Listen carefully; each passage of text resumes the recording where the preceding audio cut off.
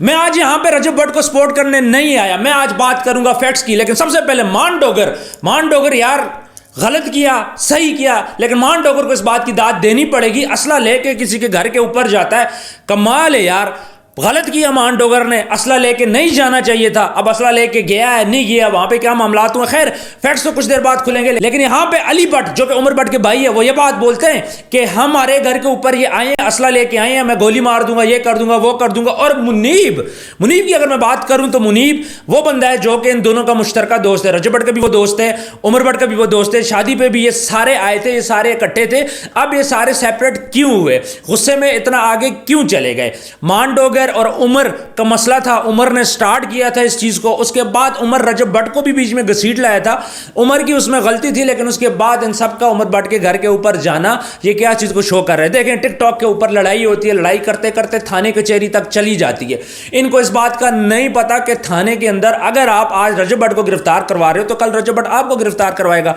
चूंकि सारे पैसा कमा चुके हैं, सब फेम ले चुके हैं, तो इस टाइम पे जरूरत इस बात की है कि सारे के सारे पुरअमन रहते, ये सारे पढ़े लिखे, मेरा नहीं ख्याल कि इनमें से कोई ऐसा पढ़ बंदा हो, सब समझदार हैं, सब फैमिली वाले हैं। और एक बात बड़ी इंटरेस्टिंग सी बात है, अली भट्ट ये बात बोलते हैं जी रजब भट्ट माएं बहनें दिखाता है, ठीक है, लेकिन जो उनके दोस्त हैं, जो उनकी सपोर्ट में आए हैं, मुनीब की अपनी बेगम भी आती है मीडिया के ऊपर, मुनीब अपनी बेगम को भी व्लॉगिंग में लाते हैं। तो मुझे इस बात की समझ नहीं आ रही, आपको रजब भट्ट की माँ बहन व्लॉगिंग नजर आती है, मुनीब की नजर नहीं आती। मैं ये नहीं कहता कि रजब भट्ट ठीक कर रहा है, ये उसका अपना मैटर है, अल्लाह जाने, वो जाने, आप लोग जानो, जो दिल करते हैं आप करो। लेकिन यहां पर मैं तजाद की बात कर रहा हूं कि इन लोगों की मुझे समझ नहीं आती। एक तरफ आपका दोस्त है, उसको आप बोलते हो कि भाई वो बहुत अच्छा है, मुनीब बहुत अच्छा है, लेकिन मुनीब भी तो दूसरी साइड पे व्लॉगिंग कर रहा है, अपनी बेगम को दिखा रहा है। इधर रजब भट्ट आपको नजर आ रहा है, तो मुझे समझ नहीं आती कि इस टाइम पे जुल्करनैन है, उसकी भी फैमिली आती है, लेकिन एक ही बंदे को टारगेट क्यों कर रहे हो? दूसरी बात यह कि मुनीब ने खुद इस बात को एक्सेप्ट किया कि सुबह 4 बजे तक हम लोग थाने पे बैठे हुए थे, हमारी एफआईआर दर्ज नहीं हो रही थी, और हमारे साथ एडवोकेट थे हाई कोर्ट, हमारा जो वकील था हाई कोर्ट का वकील था,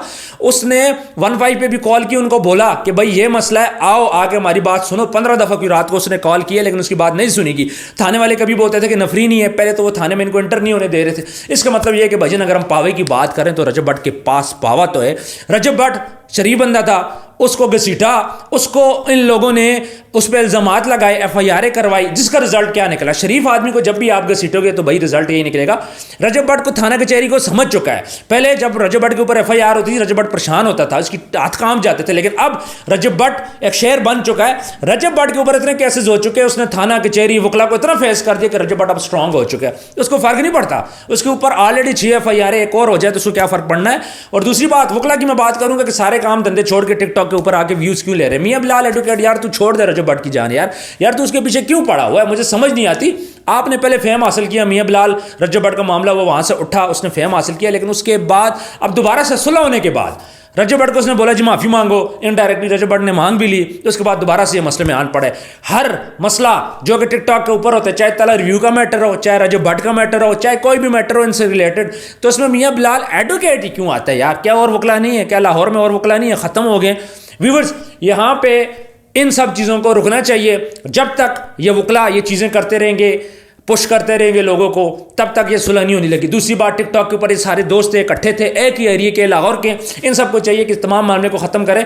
लेकिन पहले तो मान डोगर को वहाँ नहीं जाना चाहिए था, मान डोगर उसके घर पे ना जाता, लेकिन अगर ये सारे लोग उसके घर पे चले गए थे तो फिर उनको नहीं चाहिए था कि इस पर एफआईआर कराते। देखें सुलह सफाई हो सकती थी, मामलात हो सकते थे।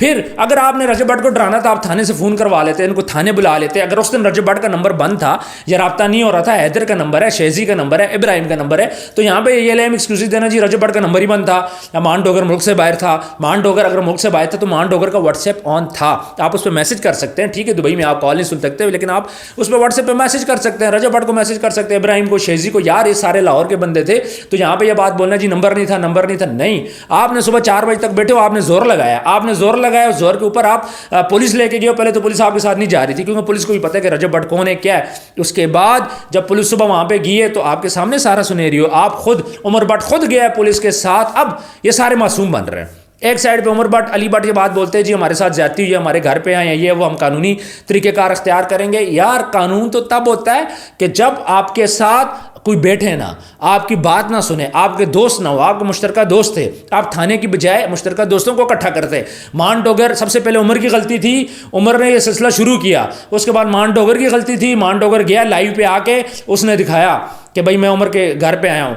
उसके बाद उमर फिर थाने गया, थाने जाके उसने पुलिस भेज दी उसके घर। क्या इतना जुल्म यार, ये 302 का केस तो नहीं था कि आप सब आपस में लड़ पड़े हो, एक दूसरे के इतने खिलाफ चले गए, इतने खिलाफ चले गए कि मामला यहाँ तक आ चुके हैं। अब होगा क्या, टिकटॉक पे सबकी फैन फॉलोइंग है भाई। मैं ये कहूँगा रजब भट्ट की सबसे ज़्यादा है, उसकी यूट्यूब पे भी है, टिकटॉक की भी है, मान डोगर की भी है, इसके अलावा उमर लोगों की भी है। तो यहाँ पे एक दूसरे की फैमिलीज़ को घसीटना, एक दूसरे की फैमिलीज़ के खिलाफ बात करना, रजब भट्ट की फैमिली पर बात करना, उमर को चाहिए पहले अपना बैकग्राउंड भी देख ले कि भाई वो कैसा होता था। जन्नत मिर्ज़ा वाला मामला है, बहुत सारी चीज़ें। और इसके साथ साथ आप जन्नत मिर्ज़ा को भी दोबारा मीडिया में थोड़ा सा ले आए। और जन्नत मिर्ज़ा इस बात पे नाला भी है कि भाई मुझे क्यों दोबारा से घसीट रहे हो। जनाब अंसर साहब, आपका निकाह राबिया असलम दुख्तर मोहम्मद असलम, जो कि मोहम्मद असलम साहब की बेटी है, 10,000 रुपया नगद और 50 तोले तलाई जेवर, 50 तोले सोना, जिसकी मलियत तकरीबन जो है 60 लाख रुपया, इस हकमर के एवज इन गवाहों के रूबरू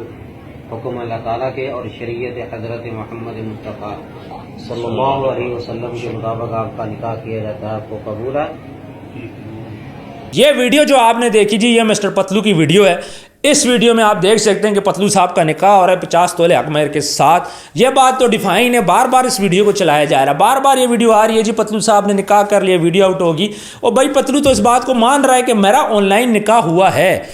देखें, अगर ये जो औरत थी इसने निकाह करना था, पाकिस्तान आना था, तो निकाह के टाइम ही पाकिस्तान आ जाती, मसले ना होते।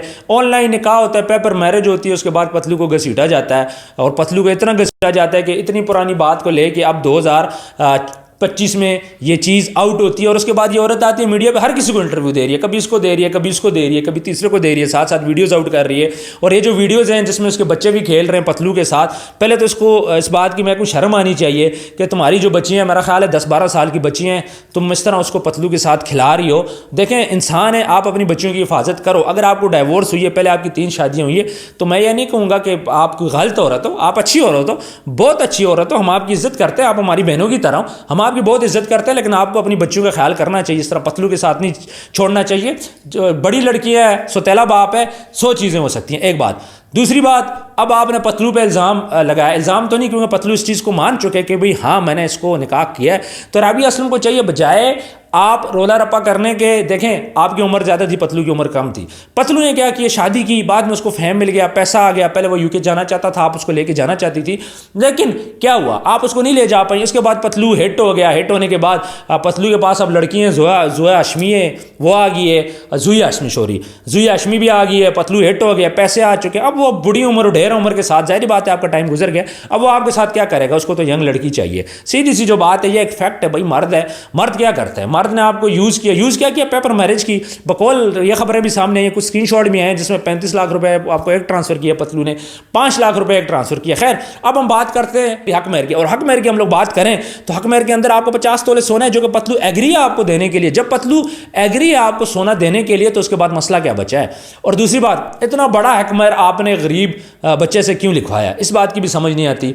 तो ये सारी चीज़ें अगर देखें तो इस टाइम पे टिकटॉक के ऊपर समझ नहीं आ रही हो रहा क्या है। एक तरफ पतलू है, एक तरफ उमर है, एक तरफ मुनीब है, एक तरफ रजब भट्ट है, सारे आपस में गुत्थम गुत्था है। तो हमारी समझ से इस टाइम पे बाहर है कि भाई ये हो रहा क्या है। लेकिन यहाँ पे मैं टिकटॉकर्स को बोलूँगा भाई आप थोड़ा सा ख्याल करो, इतना ख्याल करो कि आपको फैमिलीज देखती हैं। पतलू को ये चाहिए कि सबसे पहले हक महर अदा करके इस मामले को वाइंड अप करे, क्योंकि जब तक हक महर नहीं होगा तब तक ये मामला चलता रहेगा। और चूंकि व्यूज़ आ रहे हैं तो हर लोग, हर मीडिया एंकर्स, बहुत सारे लोग हैं जो जाके पतलू की बीवी का इंटरव्यू कर रहे हैं और हर किसी को इंटरव्यू भी दे रही है। तो यहाँ पे पतलू का फेम खराब हो रहा है। ये ना हो कि डक्की भाई वाला सीन पतलू के साथ हो जाए। पतलू को चाहिए कि इस मामले को खत्म करे, अपनी बीवी को हक महर दे, चीज़ों को क्लोज करे, चीज़ों को एक्सेप्ट करे। उधर मान डोगर, रजब भट्ट, इन सबको ये चाहिए कि किसी तरह इस मामले को खत्म करें, सुलह सफाई करें। देखें, अच्छा नहीं देता, जेब नहीं देता। एक शहर में आप लोग रहते हो, 2 से 8 थे, खाना पीना इकट्ठा था, शादियों पे एक दूसरे के गए हो, अब जाके एक दूसरे के घर के ऊपर आप असला कर रहे हो या रेड परवा रहे हो। तो ये सारी चीज़ें गलत हैं, इन सब चीज़ों को थमना चाहिए। तो व्यूअर्स, कमेंट सेक्शन में आपने बताना है आज आज की वीडियो आपको कैसे लगी, और ये जो मामला चल रहा है पतलू और उसकी बीवी का, उसके बारे में भी आपने कमेंट करना है। और रजब और मान डोगर, उमर भट्ट, मुनीब, उसके बारे में भी आपने कमेंट करना है। और मुनीब को ये चाहिए था कि रजब को पकड़ता, उमर को पकड़ता, उनसे बात करता, सुलह सफाई कराता, बजाय इसके कि उमर भट्ट के साथ थाने में जाता। तो मुनीब ने समहाउ वो रोल अदा नहीं किया, वो प्ले नहीं किया जिसको करना चाहिए था। व्यूअर्स, अपना ढेर सारा ख्याल रखिएगा। मिलते हैं नेक्स्ट वीडियो में। अल्लाह हाफिज़।